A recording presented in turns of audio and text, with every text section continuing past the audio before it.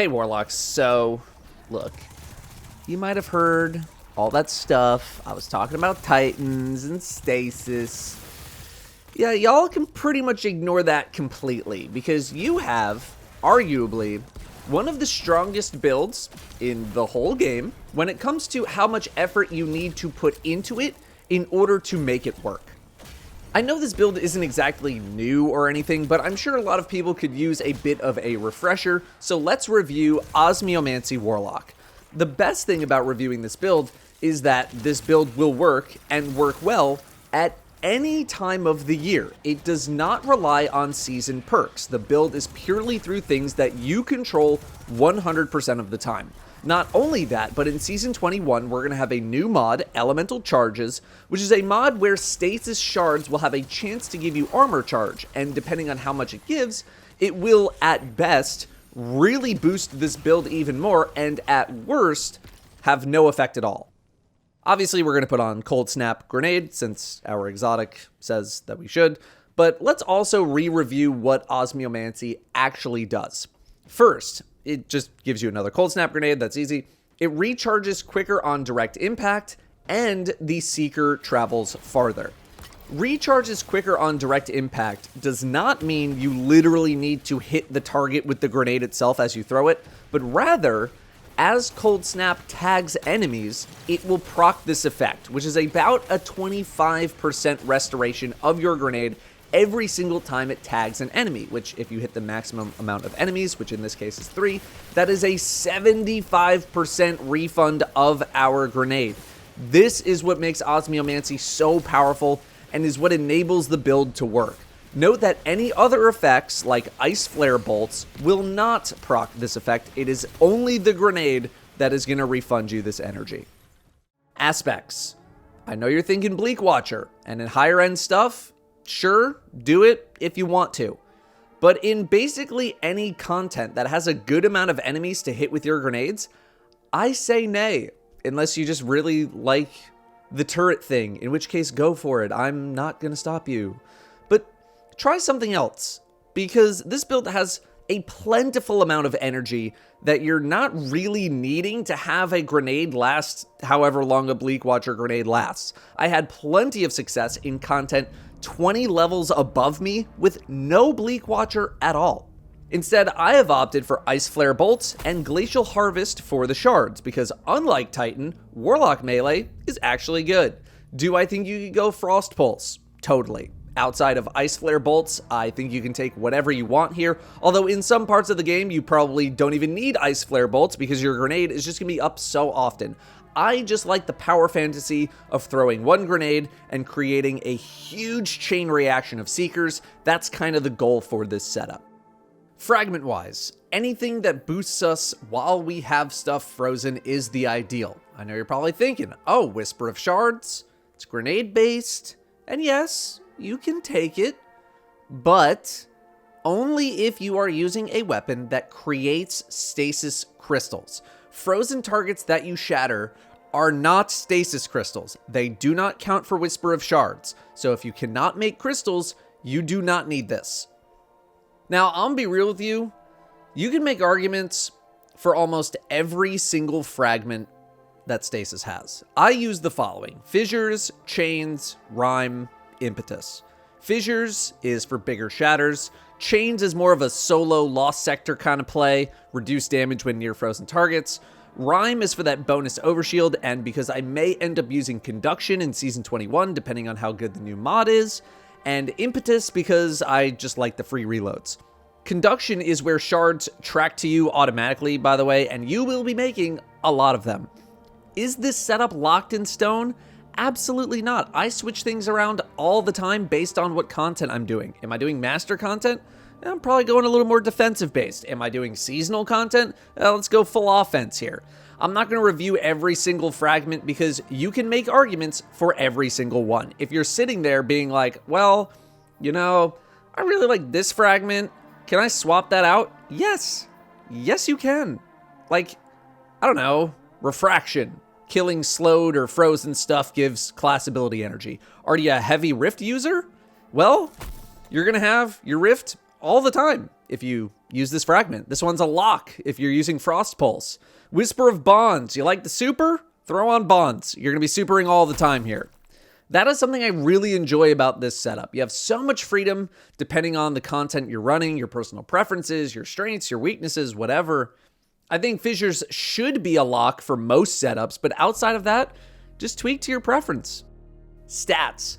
All reliable, resilience, recovery, discipline is good. However, considering that most of our grenade energy is going to be, or should be, restored by our exotic, mods, or other effects, if you feel confident enough, you can go heavier in other stats, maybe pump up your strength a bit more.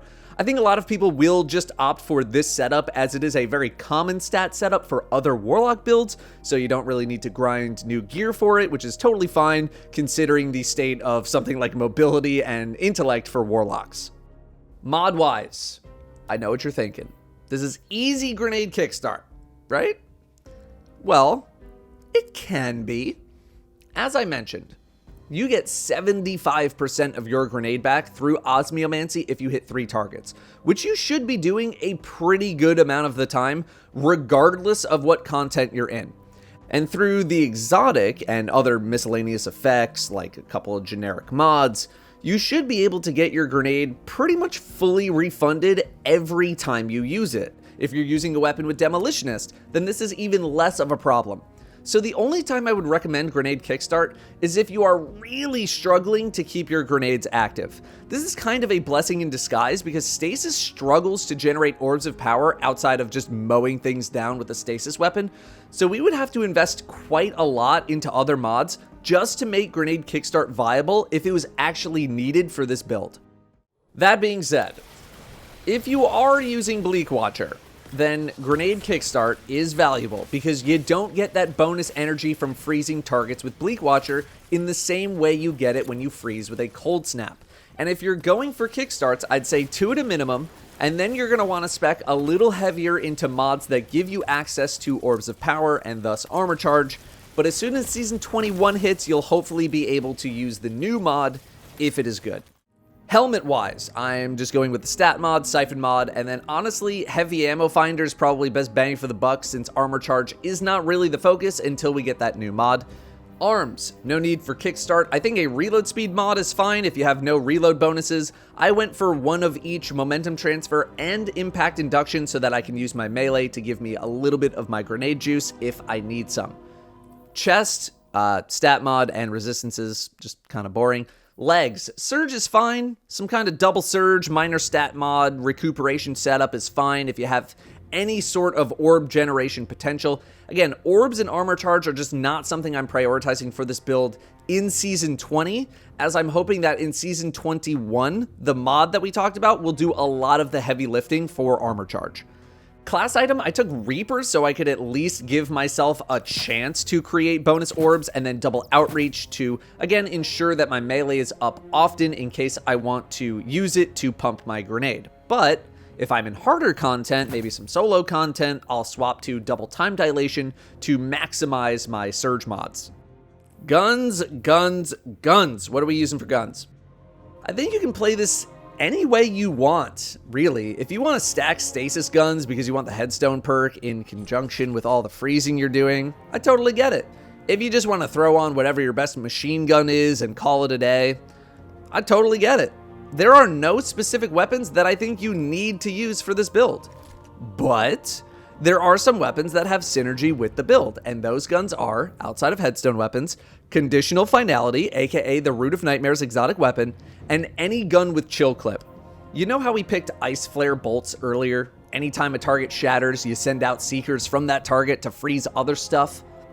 Do you see where I'm kind of getting at here?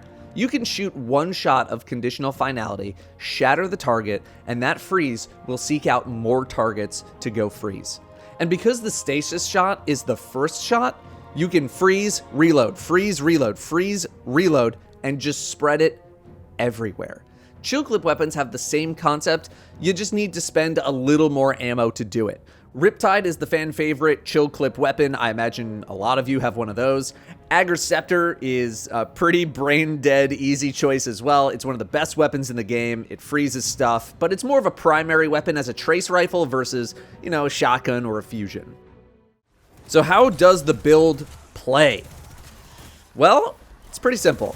You throw a grenade and you wait. I'm not even joking when I say that the thing that will hold you up in this build is simply not waiting for your grenade to hit a target before you start mowing it down with a machine gun or whatever you're using. Let the grenade tap your targets and use it as a way to focus fire a certain target. Let the grenade guide you to the next target. As long as you are a little patient, this build does so much of the work that you just need to point and shoot. In this Aphelions Rest Lost Sector, I am 15 levels under. My shotgun is doing 25% more damage because of the overcharge. And from the moment I start until the moment I end, I am constantly ready with a grenade, ready to go, AoEing down groups of enemies. I know that this isn't exactly the most up-to-date Lost Sector and that I'm fighting some of the weakest enemies in the game in Thralls and Scions, but just take a moment to appreciate the crowd control and AoE potential of a build against a lot of enemies. This build is currently in its weakest state. No seasonal perk support, barely any armor charge, anything going on. Look at what it's capable of. I'm ping-ponging freezes back and forth between champions like it's Strand or something. I was using Impetus here, so my melee is auto-reloading my gun, which, by the way, in this footage is a level 1 Quillam's Terminus. I'm not even using anything good here on this gun in terms of perks. How about something a few clicks higher? Master Campaign. I'm locked at 20 power levels under, fighting some beefier targets in the Cabal. It just doesn't matter. It doesn't matter. We are still just mowing things down. Everything is getting frozen. My shotgun is doing all the work on these champions, but again, you can totally use Riptide or Deliverance if you don't have the raid shotgun for your damage, although again, I am dealing 25% more damage due to the modifier. There is no specific play style that you need to adhere to. There's no comboing or ability order that you need to memorize. There's no armor charge stuff to keep track of. You just throw grenades and they freeze stuff and you shoot the frozen stuff and then they explode. That's it. I don't think there is a simpler build out there right now. You throw on the gloves, you throw on some decent mods, you use grenades in a semi-smart way, otherwise known as just throwing them into a group of enemies, and you shoot. That's it. I don't have anything else to say. This build works pretty much everywhere in the game, but the higher the difficulty, the better, because stuff doesn't die as quickly, which means you'll actually be graced with enough time to freeze something before your teammates kill everything before it even spawns in. I think the only real weakness, if we can even call it that, is the super. The super is just a bit slow for me. The damage is not the worst, but even the super can spam freeze certain targets like champions in case you're caught out. It's not that bad. Maybe healing is a bit of a weakness here, but with Rift, you should be covered. Another maybe weakness is that this build doesn't do great in content where your grenade can't hit 3 targets consistently. If you're in a master, maybe even a GM piece of content, but the enemies are spread too thin, maybe there's a high ratio of champions to regular enemies like in some of the earlier Lost sectors, then yeah, you're not going to get as much value here, or maybe you need to go to Bleak Watcher to get maximum value out of each grenade. But just know that with Bleak Watcher, you're not getting that bonus grenade energy when you freeze something, you're just getting the extra grenade, which I just kind of find lame. So not only does this build work everywhere, more or less everywhere, but you can configure it exactly to your liking. You don't want to play with a melee setup? Do something else. Does the idea of freezing stuff by dropping a rift near them sound fun to you? Go for it, although I'm not sure how much I'm really doing that in higher end stuff without a good amount of experience. If you want to do the turret build, you can do that too. That's still totally viable. Stasis on Warlock is incredibly strong right now, and it is only going to get stronger with more mod support and more seasonal perk support. Use this build as a base, get some practice, and then when we have a Stasis season, you can adapt it based on the perks we end up getting. Also, Osmiomancy gloves look great, so the fashion experience is really fun too. I didn't want to dwell on Bleak Watcher too long here because I imagine Bleak Watcher has been in a million videos already. Most people already know about it. But yes, there are totally benefits to running with Bleak Watcher. First off, it can stun overloads and unstops because overloads will get slowed by the turret and then unstops can get frozen by the turret and then shattered by you. Also, Bleak Watcher just works very well in the background. You can just sort of throw it and forget it. And if you're using Grenade Kickstart, then you probably won't go too long without a grenade. Also, another note on Osmiomancy itself, in general, it's just kind of nuts against champions since you get more energy from a cold snap hit if you hit a champion. I'm talking like 50 to 60% energy refund. Now, of course, there are comparisons to make versus Strand with its borderline busted crowd control capabilities, but I just wanted to let this build shine for a moment as opposed to trying to compare it to Strand. We all know how good Strand is, alright, so spare me on the Strand comparisons for now. And yes, I know freezing targets while they're suspended will break the suspension, just kind of an issue right now. We'll see if Bungie ends up doing anything about that. I'm done. I really don't have anything else to offer here. Enjoy Warlocks. You do not have the problems that the other classes do on Stasis. It's really good. It's really solid. Enjoy. Thanks for watching. I'll see you next time.